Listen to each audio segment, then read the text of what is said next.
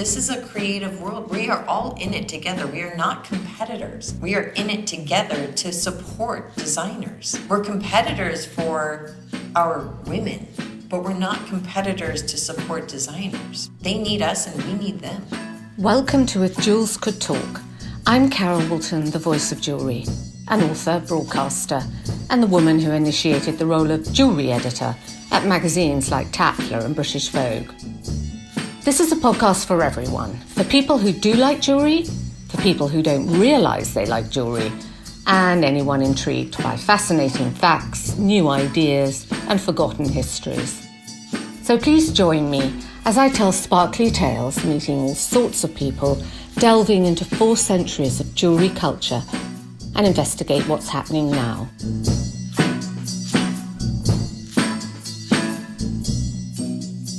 My guest today is one of the most influential women working in fashion. Elizabeth Salzman's had a long career as a senior fashion editor for Vogue and Vanity Fair. She's styled shows for Tom Ford, Michael Kors and Prada, amongst others. W Magazine calls her fashion's fairy godmother. The Guardian call her the great fashion guru. And she's consistently listed in the top people shaping the fashion industry by the Business of Fashion. She is a celebrity super-stylist. She's known for her unexpected choices and stable of the best young actresses of our generation, dressing women like Gwyneth Paltrow, Jodie Comer, Saoirse Ronan and Uma Thurman. And when it comes to the red carpet, nobody knows more or is more successful. I'm here in Holland Park in London with Elizabeth Salzman in her apartment, which is knee-high in suitcases. She's just come in from a trip from LA and New York. Thank you so much for finding time for us, Elizabeth. Are you kidding? Thank you so much, Carol. We've known each other forever. Welcome to my world. I couldn't clean up for you because I really like people to see how it really is. I wouldn't clean up for you is what I'd really like to say. Not couldn't. I could always. But I think it's important for people to see the real world versus fantasy, because fantasy is for the red carpet and for our magazines. So it's interesting you're talking about how it used to be almost a dictatorship in dressing women for the red carpet, because I guess in the studio system days, it was Edith Head. Of course, and she'd say, get in that, and you're wearing that, and you get up on the Academy Award stage, whether you like it or not. Well, I think it's, look, neither one of us were there, and hopefully it wasn't as rude as that. I think what it really probably was that was the way it was, and no one knew a different way. And also costume designers are so much better at this than any stylist will ever be, because they know how fabrics can move and how you can sit and walk and dance and turn upside down and trip on a stair and still not show your knickers or anything like that. Because in films, if you watch old Fred Astaire movies or any movement movies, you never ever see a flaw. I look for them and I just wonder, how are they doing that? And then I think about a red carpet and I think about our tricks, but they are tricks. It's not that they're made in the dress. So what are the tricks? I mean, there are all sorts of things that are sewn in or taped to weight the hem, or just to make sure that a woman feels confident and that a breast isn't going to pop out and say hello, or that when you sit and something's very, very tight, it's not going to wrinkle, or the seams aren't going to bust, or that when we're sewing you in, you can get out. I mean, everyone knows the very funny story of Jane Fonda, who could not get out of her dress recently. So she slept in her dress and did a video the next day of her, going, "This is me without hair and makeup. I couldn't get out of the dress." So, you have to think about, not everybody has a doorman who could help. Not everybody has a husband or a wife or a girlfriend, boyfriend, or a dog who's trained well enough to get you out of a dress. And so there are tricks, but you have to think about. I often go to the Met Ball with a sewing kit, some tape, some nipple covers, some small scissors, a seam ripper, just in case, even though I'm a guest. I just know something's going to happen. So you have a pretty big bag. No, it's a little bag. We know how to do this. We've got it down after 30 whatever years. You know what you're doing and what to bring. And you know how to be someone's savior. And I never want to see a woman taking off her shoes at a party, walking barefoot at the Met or at an Oscar party. So I always have like little squishy soles or foot spray or cooling gel or something. But there's a lot of tricks in our trade. And same goes with heavy earrings. Mm-hmm. I mean, boy, I bet you've seen your share of heavy earrings. Well, I wanted to ask you that about how much comfort is a part of style. 100%. I think that if someone, comfort and confidence are probably the two most important things, because you're already taking someone out of their comfort zone. Unless they are a performer. A musical performer is different because they are used to stage performances all the time in crazy costumes. But if you're a thespian, that's not your norm. And comfort is key because it's a very long day. People think it's so glamorous and so fun, but if a carpet's at 5, you're starting at 2 p.m. Hopefully you've had lunch because you won't be getting dinner till about 11 p.m. And I guess it's a whole 12-hour span, isn't it? Oh, no, it really is. It properly is. I always have a change of shoes for everybody in the car, and usually it's something not glamorous, but it's a big wedgie flip-flop or something, just a height that matches the height of their heels so that they can change. There were quite a few trainers at the Oscars this year. Well, that's fair enough this year. This year, anything goes. And you know what? Why not? Why not? How chic were those Hermes trainers? And how cool did she look? And I think also, if women are happy like that, go ahead. Go for it. It's not my place to say don't. It's just, I'm a little bit old school in the sense that I think young, but I like style, I like class, I like elegance, I love dressing up. I don't know why I didn't like Barbies when I was younger, because I guess they were too perfect and it wasn't that exciting, although I'm dying to see Margot as Barbie. But I really enjoy creating on other women. I can't do it for myself, so it's really fun to do it for them. That's so weird that you can't do it for yourself. So you can only do it. You can't look at yourself in the same way. No. Well, maybe it's just like myself in the same way. Maybe you just don't like dressing up yourself. No, I love dressing up. I mean, poor Melissa, who's sitting next to me here, has been witness to I'll do anything to dress up. I actually think it's really great fun. I actually prefer evening clothes to day clothes. I don't like pajama wear. If I didn't get up at 5 this morning, I wouldn't be wearing a cashmere sweatshirt thingy ever. I just don't like that. I like dressing up. It's just, I don't like having stuff. So I'm somewhat of a minimalist with clothing. I have one rail of clothing. No one believes me. I wear a uniform, and my jewelry is what shifts it and changes it. And people all the time say, oh, I love your dress. And I'm like, that's so interesting. I've worn the same dress for 12 years. What you really like is my jewelry, but you're just not understanding that I've done something different. So you keep thinking. That's why I say invest in, buy better, but buy less. And buy things. I preach it to everybody. You don't need that. You don't need that, but you do need this, and get it. So what are the jewels that you use to transform your look? For me, it's what I actually own. I try not to ever borrow jewelry because I don't own it, and therefore it's false advertisement. And I really enjoy buying jewelry. I love jewelry. So I have a fair amount of David Webb and Fedora pieces because I grew up in New York City and those were important. And I probably have a ridiculous collection of Tiffany bracelets because that was the gift from when I hit double digits every year. I received one from my family or my aunties and uncles. And And they were just silver bracelets, just thin little bracelets, but they became an arm. But for me, it's really old school Tiffany from Elsa Peretti, of course, my favorite. Schlumberger, my second favorite. Paloma Picasso. I love those collaborations. I thought they were really cool, and they were pre-collaborations. And Tiffany had the foresight to do that with those cool people. Amazing, isn't it? It is amazing. Elsa Peretti, I think, is still a bestseller. I mean, it's just I love incredible. it. I just used it at the BAFTAs with Jodie Comer. I used the claw, one of my favorite necklaces. Really, one of my all-time favorite necklaces that I've never used before.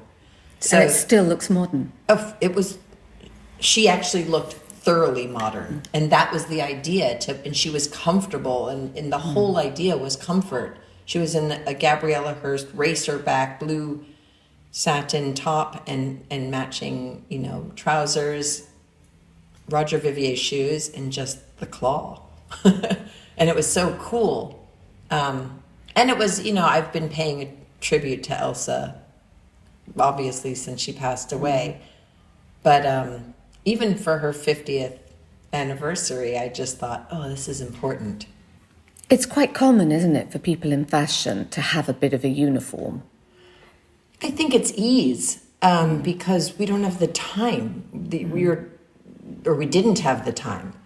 Also, I'm not looking to be the center of attention, and I'm fairly secure enough that I like to support designers, and the way I think I can best support designers is by purchasing their clothes, not at a sale, not at a whatever, but actually because I genuinely like them for my clients or for myself. But I try and really find designers that I'd like to support by dressing people in it or purchasing the clothes. And a uniform just makes sense because we're on the road. I've figured out that 10 pieces can be 300 looks if you do it well. And there's always a way to change things up. One of the things I love about my Vidura bracelets is that not only are they bracelets, but they can be on each arm. I mean, I have a few of them, so it works. They can be a necklace. They can be a belt. They can be all sorts of things if you link them together. And that's modern in itself, to have convertible jewelry. Mm-hmm. So I find that the same with clothing. If you take a suit, and it's a 3-piece suit, you have a vest and a trouser look. You've got a jacket and a trouser look. You've got just a trouser look. You've got just a vest look, just a jacket. There's so many things you can do. So why would you need more? Rather buy better and something that is going to last for decades, hopefully. And also, if there's one thing we've learned through all of this, I would hope that we don't need a lot. We need less stuff, and we need to think about the environment. So I always see you in yellow gold jewellery. Yes, always. Always. And do you like coloured stones at all, or diamonds? I love yellow gold. I think it works with my skin tone. But I love coloured stones. Give me an emerald and I will do whatever you want. Emeralds are my favorite, as well as ridiculous things like pink diamonds, and I even like brown diamonds. I love brown diamonds. But I also like pure diamonds. I think they're very elegant and very beautiful, but I tend to think, how do you tell that it's different than anybody else's? Or how do you tell if it's man-made or not? And how do you tell, only blah, blah, blah. But for me, it's when I see it from a jar or someone, it's really exciting because it's set in such a different way, or an Eliane Fatale, or, any of the friends who do jewels. But I tend to like an emerald for me personally. And then, of course, anything pink. I have a problem with pink. I think it's that I'm so masculine that I just am desperate to be feminine. So pink. Pink works. But yeah, green would be my favorite. And so going back to the comfort issue and talking about heavy earrings. I want to know at what point jewelry comes into your styling process and then how you do it. It really depends. I wish I could say there was a formula that I got the dress first, then the shoes, then the jewelry, which would make the most sense. But a lot of times I fall in love with a piece of jewelry and think, this is my starting point. How do I work with it? I'm desperate to use it. Or sometimes it's, a mishmash, and it just, the clash comes together so beautifully that it makes so much sense. You see something and you have a dress and you just kind of go, that's it. It's a mashup. But the real way it does normally work, if there is a normal in our industry, is the dress comes first. The idea of beauty, you kind of have an idea in your head of what you want the woman to look like. And then you know where you're going with jewelry. For me recently with Julia Garner, I had the dress, which I hadn't seen, but had a sketch of the dress. And I just thought it looked so cool and effortless, and what would make her look so cool and effortless at home in Atlanta while she's filming, doing a Zoom red carpet, and what would make it fun. And I really wanted these earrings that were just big and massive and just so fun because she was sitting down in a chair, and it didn't work. And I knew it the second I walked into the room, it wasn't going to work. And so my backup plan were these 2 Fedora cuffs that were big and fantastic, and she could use her hands and they would just be in every shot. And they really were the icing on the cake. I find that sometimes it's stand out jewelry. It just makes, it is the cherry on top, the icing on the cake. It's all of it, but it actually is, everything has to work together, because you can't just have fabulous jewelry and have terrible hair, makeup, and clothing. You can't, because it gets lost, and you have to really think about the person. And can she move? And will she feel comfortable in $1 million plus dollars? I mean, that's a big question, isn't it? Because actually, if you're not used to wearing big pieces of fine jewelry, how are you going to move naturally and feel very comfortable in it? Especially if it's fragile. We had one time at the Met, I had Uma Thurman wearing a dress, but we had this incredible brooch from Cartier, and it had never been seen. It's been in a museum, and big brooch, and just elegant and beautiful and expensive and maybe priceless, and who knows, and I just thought, is this a smart thing to do? Does this make sense? Because we're not used to wearing brooches in the way that people were, and there's a lot of hugging and clashing and arms everywhere, and maybe arms with jewelry, and maybe it would get stuck, or hair, or you had to think in a different way. And certainly I rarely put emeralds out there because I'm very afraid of them dropping, and they are fragile. They're very fragile. And I've had that happen before too, where we had, Gwyneth Paltrow was going to a premiere, and I had these ginormous emerald beads, 2 rows, the best necklace. I wish I could remember who it was, because I've thought about it all the time. I just would faint if I got it in my hands again. Put it on her, and the strand broke.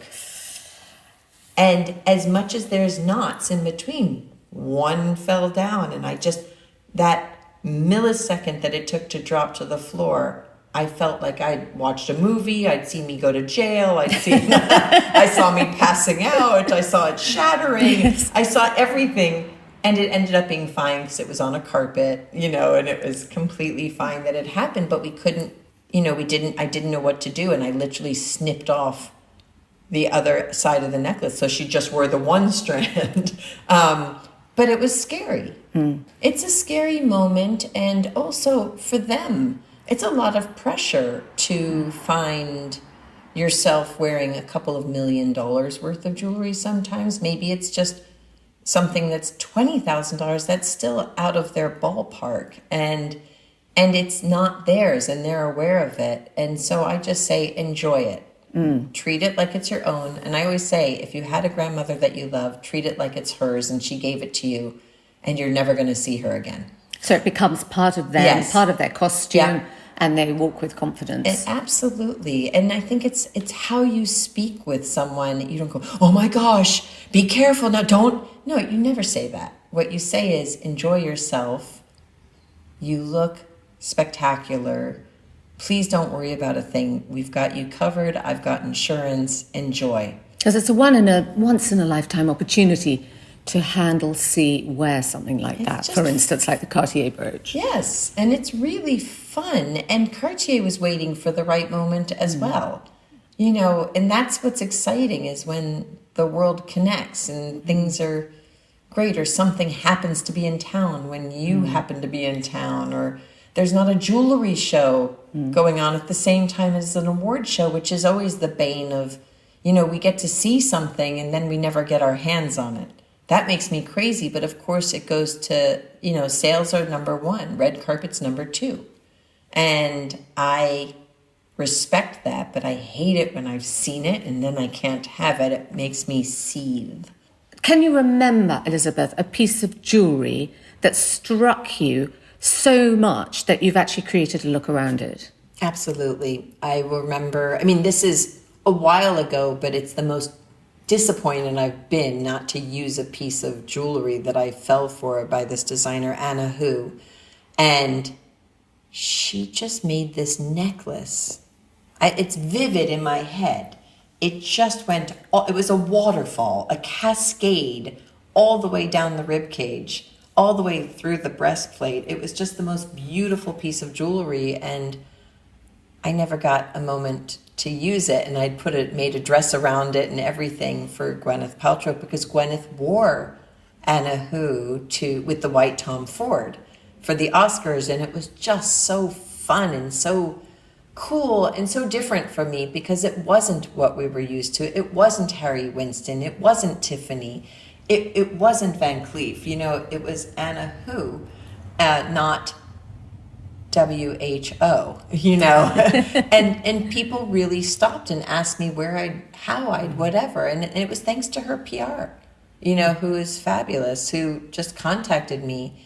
And it was just terribly sad not to. It's not too late. Maybe if Anna hasn't sold it, maybe we'll see it on the red carpet. It's in a museum. It belongs in a museum, but that would be great. It's never too late, by the way. You're right. It's never too late to support and use the things that you've dreamt of. And there's always going to be a place and a time. I saw you once at Glen Spira's in New York when you were choosing, I think, for the Met Gala. Yes. And you chose some big citrine and fire opal earrings, which were spectacular. And then I saw on the red carpet, you put her in a pale yellow clay. Yes. Was that must have been around the earrings? No, actually that worked simultaneously, because I knew that it was pale yellow, but I wanted something different. And I had gone around to all the jewelers, and I love going to places that have old jewelry, because I find it exciting in a way, because maybe I haven't seen it before, or it's not available to everybody else, or whatever. And Glen is new jewelry. And that was a really good instance of wanting to support a friend, and also at the same time believing that it was really cool and unique and different, and also something that Gwyneth would wear. She is a jewelry advocate. She loves fine jewelry, and has a really incredible collection of it, which no one ever gets to see. But she's well versed in it. Why wouldn't she wear her own jewelry on the red carpet? I think for opportunity to wear. Sometimes she does something different. Yeah, and I think there's that's the fun of the red carpet. She doesn't have to wear her own, but a lot of times I incorporate special pieces of her own that have been custom made for her. And she wears her own jewelry all the time. All those gold chains, she has bought all of those, from Robson Pelham, from Cheryl Lowe, from Cartier, she really has a great collection. And also she's a wonderful smart person who understands that with a little nothing, you can put on a big something, and it just changes the whole look. You can practically wear a tank top if you have the right jewelry. You know, Angelica Houston does that beautifully, you know, or did that beautifully in times. But I think jewelry can dress up anything. How much do your girls, as we call them, ask about sustainability now and want to know where something's come from and how it was made, sourced? I think what they really want to know is that I've done my homework. I think that, you know, they understand what I care about, and they care about it too, because most of them are quite young. And definitely the younger they go, the more they care. I've never seen a plastic bottle in someone's house. I've never seen, there's no waste. There's recycling in a whole different way. There's no plastic hangers. You know, it's quite interesting. So I think they care. I think that they trust that I'm not gonna bring them a blood diamond.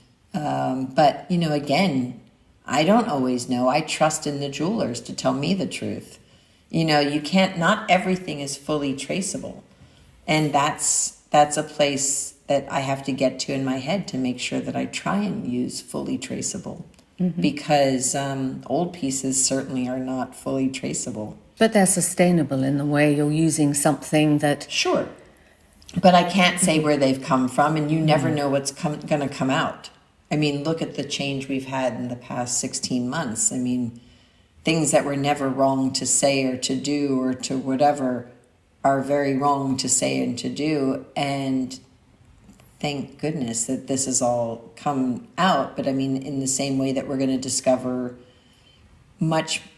I mean, look, people love to expose things now, and that's great because there won't be youth diving for stones, and there won't be factory workers in unbearable conditions for clothing and shoes and makeup making. Makeup manufacturing is a very tough one. You know, I try and use circular brands. I try and use vintage when I can. Actually, last night on Emily Lynn, the Gossip Girl, it was really fun because we have an alternative look that will run in something maybe a bit bigger than the premiere, which is someone's suit from the early 1970s, and it fit her perfect, and it's a male, and she's a tiny petite little girl, and it's a male suit, and it fit her flawlessly. It's as though they embody the same shape. It's hysterical, so we'll use that another place. The awards season must be so full on, because if somebody's been nominated for, and you've got so many... It's 28 looks. 28 looks for a season for each girl, which is huge. It's huge. I mean, if they're really on the Oscar path, it's 28 looks, usually. That's about what it is. It can be from 15 to 50, but I think what I figured out was it's roughly 28 looks. And do you then have a favourite look out of those 28? How do you decide what to allocate? Golden Globes, SAG Awards? Do you save the best for the Oscars? Sometimes I like to start with the bang. Okay. Just to because people are still voting.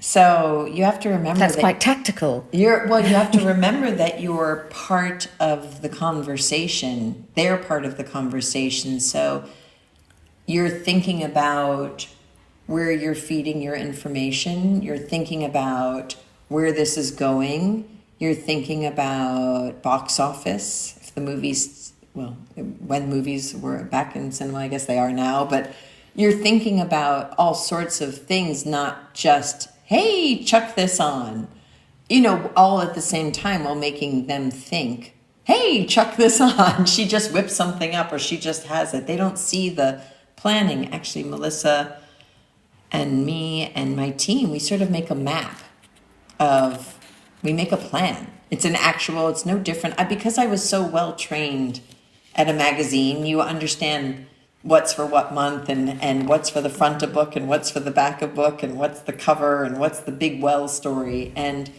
we sort of work work the same way.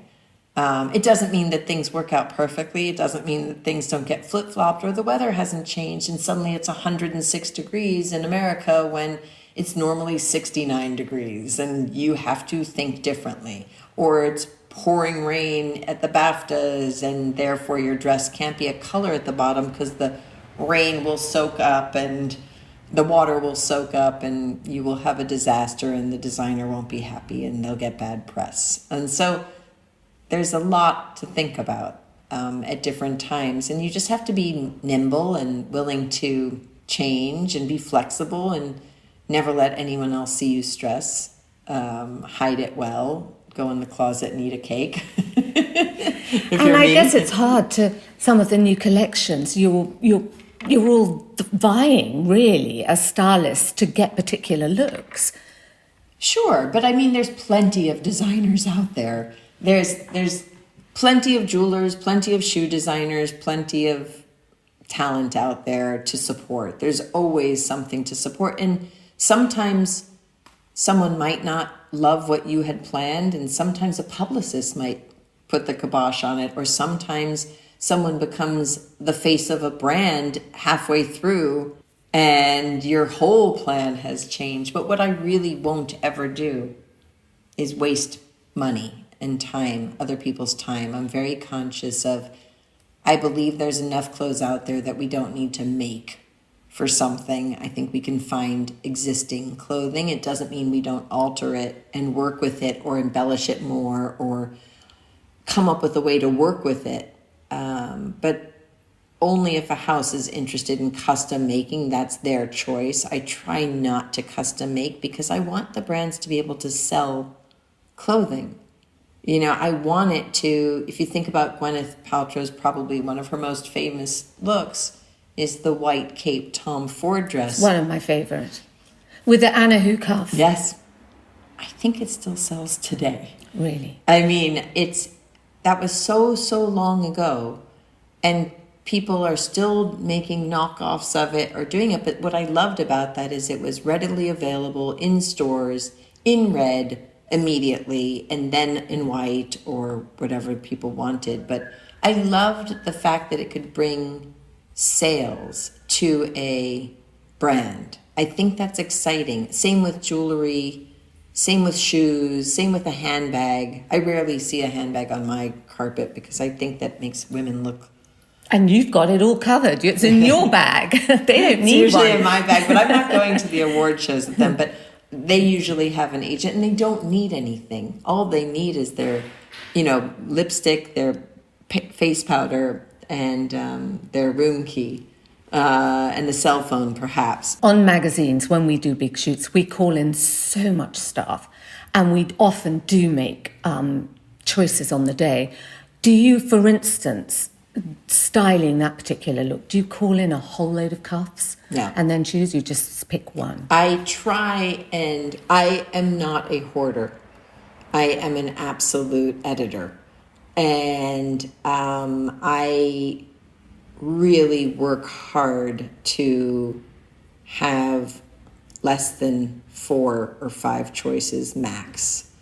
Because we've done a fitting, and once you've done the real fitting and taken pictures, you sort of know where you're going. Sometimes, if I'm lucky enough, I even bring the jewelry to the fitting.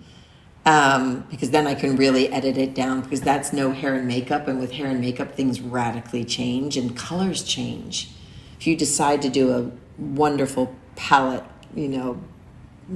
on the eye, that can really change if you have a colored stone going. It might be too hard. So as an editor, I absolutely edit before. I think too much choice is too hard to choose, and then you always go to bed going, oh, I should have done this, or I didn't even try that. And, it keeps me up. It keeps me up the night before, and it keeps me up the night after, night of.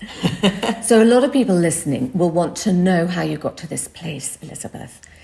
You started at Armani, was it? I started as a sales girl, and people should know that if you want something bad enough, you have to work, no matter if you have to balance 3 jobs, or if you have to go live with 10 people in a crummy apartment or flat in this country, just do it. If you have a passion, not a passion, I think a passion project's very different than a job, but I started at a store, a cool store called Parachute. Then I went to a cool nightclub called Area. Then I went to Armani, where I worked in the basement. Then I went to Milan to design Emporio. Then I came back to do publicity, which is not for me. Then I went to American Vogue as an assistant. Then I became an editor. Then I went to Vanity Fair as an editor. And then it was Valentino and Giancarlo Giametti who said, your friend, our friend, Gwyneth needs a new stylist. Why don't you do it? You both live in London. You both are our friends, and try it. I just thought, a stylist? I could never do what those people do. They're nuts. They're way, like, they're so creative. They're so different. They come up with costumes. I don't do costumes. I'm a realist. I like real clothes. I like fantasy, but it still has to be elegant, or I'm stuck in some bubble where, okay, maybe people aren't wearing hard hats with heels, but, you know, there's moments when I can see funny things for photographs, or roller skates like me forever, you know. But we tried it and it worked. And it was really fun. And it was a different type of panic. And I loved the energy. I loved the lunacy of it all. I loved the drama, the scouring, finding, looking, and again, as you and I discussed privately, the freedom to create without anyone except for your client's thoughts on your head. And what she desired, what she wanted, what was she going through, how did you need to build her up? And I loved the freedom to create. So that's how it started. And it was so scary because I didn't have a kit. I didn't have 500 different types of bras. I didn't even know there were 500 different types of bras. I didn't even know what toupee tape was used for. I thought it was only used for toupees. Who knew that it held down a belt or a shoelace or a jacket to a breast, or who knew? And who knew there were ring sizers? And who knew about so much? And I couldn't ask anybody. So... But do you think your being a fashion director for all those years was leading to this? Do you think you could have done it without those years? I think you could have done it, but I would have had to have done something else that helped women or worked with women. Or, I mean, look, if I was to be really honest, my first job was, as a child, I would organize my mother's wardrobe all the time. Which was a big job because she was fashion director of Saks. Yes. And yeah, but it was so fun because talk about a woman who had fabulous accessories. My favorite thing was to organize her accessory drawers and to really line things up and make it so that it made sense. Well, it made sense to a 7-year-old that you would be reaching for earrings all in one place and they should all be color-coded. And I didn't know there was a name for this. Obsessive. OCD. But I loved it. And it was really fun and exciting. So yeah, you could... I think a stylist was not something I saw myself as doing as much as just being a mama to a lot of girlfriends. And maybe I'm a stage mama. But it was much more scary to me than being a fashion director, an editor. Because it was you, just you. Because it was just me, but it was also because I really couldn't disappoint the talent. And it was making sure that they felt their very best and that they weren't staying up at night worrying about anything, that they knew that if they were coming into my hands, that they felt well taken care of and that they'd come out with feeling better than they'd hoped. that's what you want, right? Without plastic surgery. That's what you really want, is to feel the confidence in your own skin from within. And if you can do that by putting things on the outside, amazing. But if you're someone that can convince others to do it from within as well, it's really exciting. I just wondered what you thought about magazines now and the future for magazines in the fashion world. So I'm one of the rare birds that believes that some magazines will absolutely thrive as long as there's a fantastic digital component to them. I crave images and I need them to be inspired. I think that what Edward Enninful is doing, I will champion him for always. I always have, so I'm not new to this ship. I think he will tell you that I gave him his first job in America. Did you? Yep. On what? I had him on Vanity Fair. He styled the cover of Vanity Fair with Gwyneth Paltrow. Quite possibly my favorite cover that she's done to this day, besides the Wall Street Journal with George Cortina. But my favorite, really my favorite things. But I think what Edward's doing makes me want to be a part of fashion magazines. And there are quite a few others as well, but that's the one that's the biggest. And not being dictated to by the advertisers. And I love him for that. And I love how fresh it all feels. And I love the fact that you can have Malala on one cover, Billie Eilish on one cover, but they're both saying the same thing. They're women coming of age, finding themselves, and how different they are. But it's really important for the youth to see that.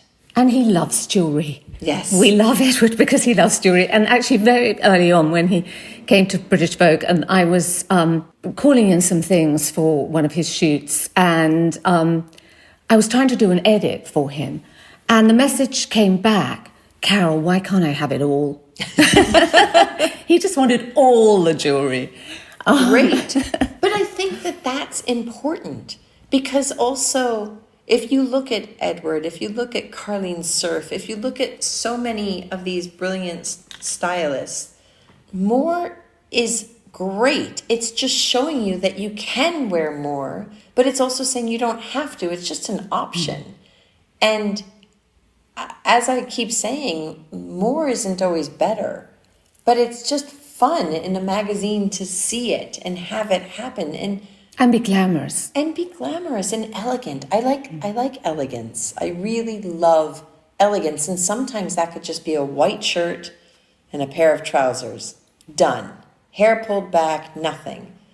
But sometimes that can be the most fabulous fabric and yards of it, and something crazy on top, and more the merrier jewelry.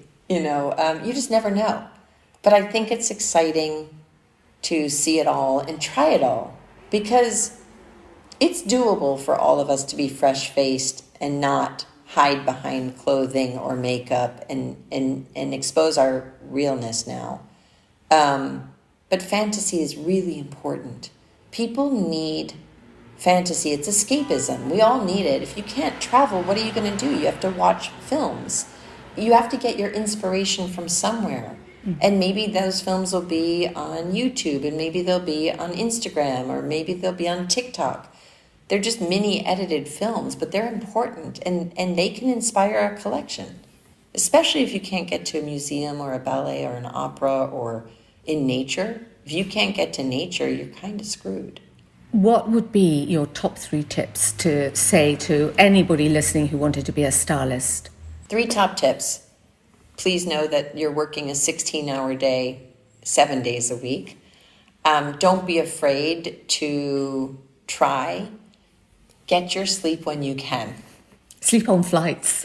Learn to sleep on a plane. Sleep on anything you can sleep on, because this is not a 9-to-5 job. And sleep is really important for your wellness, for your mental wellness and your physical wellness. Have a kit that has something for every single occasion. If you look over there, that's my actual kit.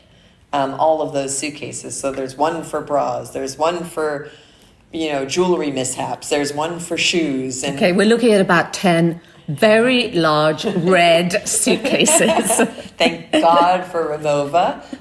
We love them. But we're looking at, but you bring one, and we just always put together a kit, and just know that you need to be prepared, and you need to, and need to be prepared. So that's another top tip. Be prepared for anything. Be calm when you're prepared for anything. Things don't go right. Dresses rip.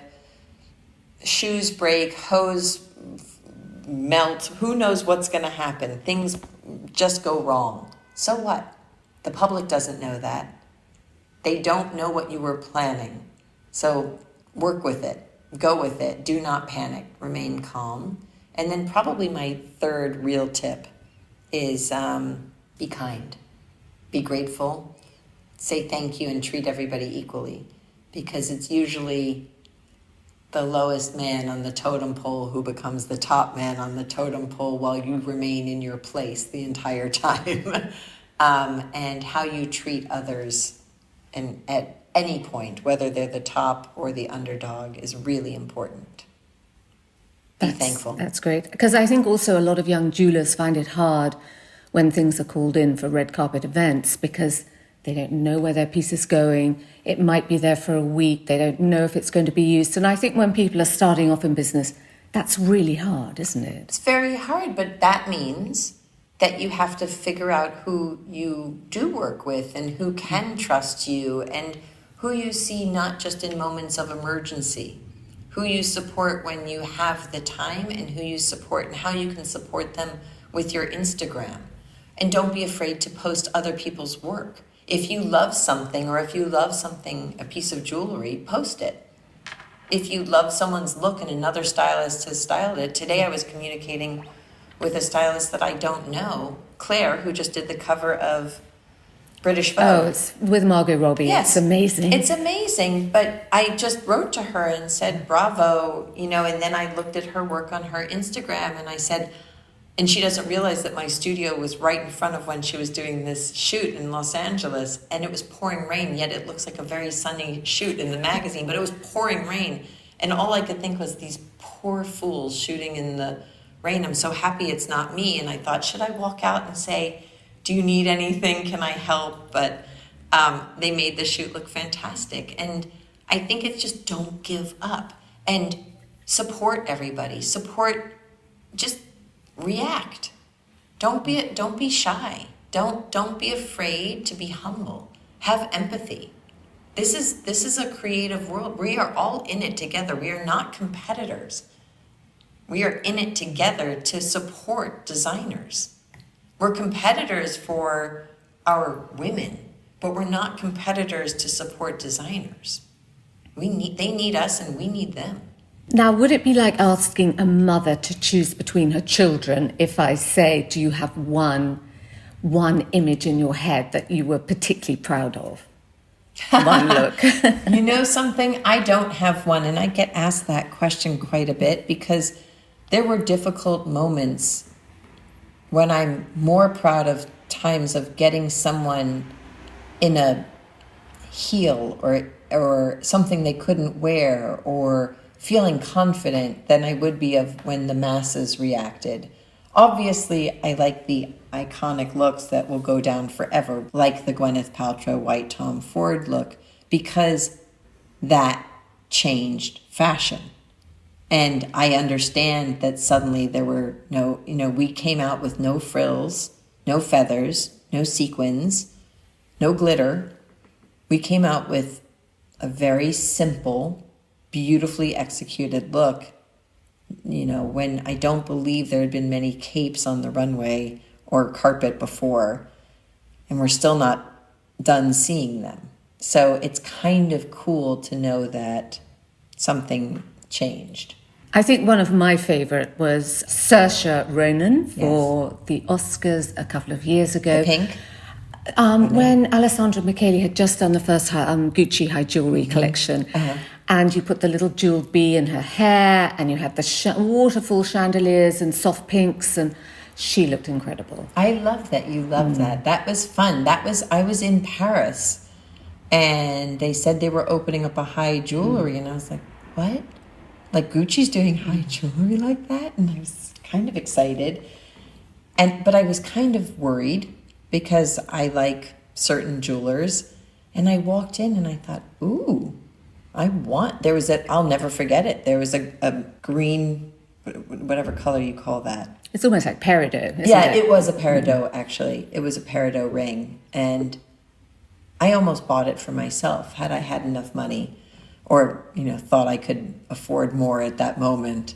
I would have just bought it on site because it was so beautiful in there. And I thought the way they used color was so fresh. And I love color. And it's Says actually... the woman who wears black. I never wear black. Oh, navy blue. Navy blue. The woman who wears navy blue. Okay. No, I'm just joking. I wear black all the time. No, I love color in stones. Mm-hmm. I love color in clothing. I actually, funnily enough, publicly people see me in a uniform, but I think I only wear color. Loud color. I wear green all the time. As a matter of fact, in 15 minutes, when I run out to this next one, I'll be wearing bright green. So green's my favourite colour. Yeah, Sounds green. like yours as well. Emerald, green, white. peridot. I like greens, all versions of greens. I like a certain color of pink. It has to have blue in it. It has to be a pale pink. I love white. I love gold. I love navy. And then I love color, like bright color. I love Christopher John Rogers, the designer, because of his use of color. I was just immediately drawn to him. It was almost like I was a fly stuck to fly paper. As soon as I saw his first collection, I fainted. I don't think I've squealed about something for so much. Yeah, I was just happy. It's why I use Duro all the time, because he uses color. Mm-hmm. But color, and Prada uses color beautifully too. So does Gucci, color. But I thought that Gucci's jewelry was special because I hadn't seen that before. And it felt playful but elegant. It felt rich but wearable. New, but with a little hint of vintage. Absolutely. Victoriana. It was all beautiful. of it. It was that balance. And that's rare and fun. And gosh, don't we need some fun? Like, isn't it fun when we see fun jewelry? Even you and I have talked about the gold hoops at Pomellato. Because they're the perfect hoop. They are the perfect hoop. And it's like Jennifer Fisher does a perfect hoop. Yeah. Pomellato does a perfect hoop. Pomellato's has one of my favorite pieces of jewelry, which they've just changed the name for, which drives me insane. But Tango, we love the name Tango, and they've changed love it. the name Tango, and I've actually barked at them, going, "What are you doing?" But I really like that Tango is a great collection, very versatile. I could put that's like your Vajira bracelets. You could wear it in many different ways. Yeah, and for me, when you travel and you have a backpack with you, because you're not going to travel with a Vuitton case, it's what you can put in the backpack, because you can't check your jewelry, because it'll go walking, like my favorite set of Vajira pearls and emeralds, walking from the suitcase. Oh. Yeah, shame. So you take yours in a backpack? Always. Good tip. All the guards come to the studio with a backpack. You have to be very, and I never get out of a car when I'm carrying jewelry. I tend to try and take like a regular cab. I try and make it as less obvious as possible so that I can walk around with it and not feel like I'm fearing for my life. So any young designers you've got your eye on at the moment? I am always interested in young designers. Obviously, there's the Anna Corries, and who came up with something new and different and fun and unique. And then you have someone who's even newer, but who's a real goldsmith, like a Nigel O'Reilly, whose piece I used on Saoirse because they come from the same place, and I thought it was cool. And his story is so interesting, but I think there's loads of new, And it's just finding ways to support and make sure that you're inclusive with all types of jewelers. And the one thing I try not to do is, if someone has a piece that's really theirs and someone else has lifted that design, I try and go with the original. That's all. I just try. It doesn't mean I always succeed, but it does mean that I try, because I don't always know the resource, and I often find out about it through people screaming at me on Instagram. I get a lot of DMs, about a couple of hundred a day, that are fantastic, because a lot of times it's a jewelry pitch, which is great. That's how I learn about brands that I wouldn't have heard of, because I don't read everything or look at everything. But that's another top tip for stylists. Watch every movie, old. Get your hands on every fashion magazine and digital stuff, and do your homework and do lists and follow them and keep up to date.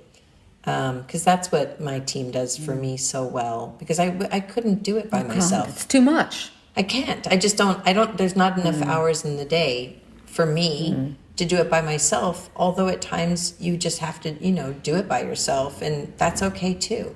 What should they read apart from British Vogue? Besides British Vogue, I always think, I actually think that Elle does a great job with accessories. So if they're looking for that, and I think that some of the young, fun magazines, for me, I always tell the gang to obviously look at Vogue Runway, because they really do report on an awful lot. To look at the young magazines to see, what interviews supporting, or what people are doing, not young, but cooler, hipper magazines that can report on things and new people. And, Business of Fashion if they can. And it's all sorts of things. Just to go for it and talk to everybody. If you walk into a store, you never know what someone's brilliant at. And that's what I've found. Some of my top pieces have come from store clerks that say, hey, I found this designer. Do you know this hat person? Do you know this sock person? Do you know this vintage store? And I would never have heard of it. So I love that. I don't ever want to go by my life saying, I wish I did, or I shoulda, coulda, woulda. I really rather say I did it. And I've lived every day for what it's worth to my fullest. It's important. It's very important. And that must be hard in award season, because every day is so long and so pressured. It's life. It's our life. It's our jobs. I suppose other people think it's glamorous. They don't understand the work and the stress. And I think it's pretty lucky. I think it's damn fun. I would not be doing it if I didn't enjoy it. Thank you so much, Elizabeth, for giving us this insight into the red carpet. It's fascinating to know the tips and how you go about your job every day. Thank you for sharing. Are you kidding? Thank you for all those phone calls when I say, Carol, tell me who's the newest, or where can I find or what's happening on and what do you think of? I call you way too often, but thank you for having me. Thank you for listening. For more information about this and other episodes of If Jewels Could Talk, please go to our website, carolwoolton.com/podcasts. And if you liked it, please share it any way that you can. You'll find us on Instagram, where you can view images of the jewellery we talk about.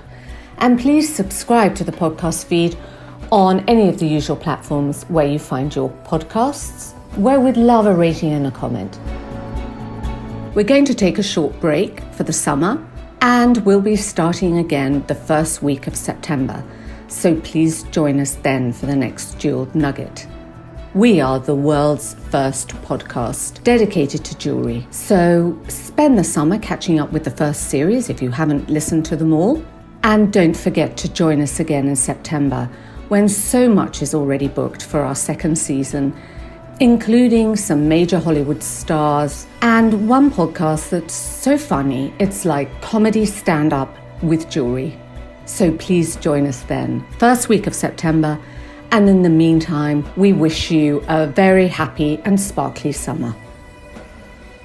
If Jules Could Talk with Carol Woolton is produced by Natasha Cowan, music and editing by Tim Thornton, graphics by Scott Bentley, illustration by Jordi Labanda, and you can find me on Instagram at Carol Woolton.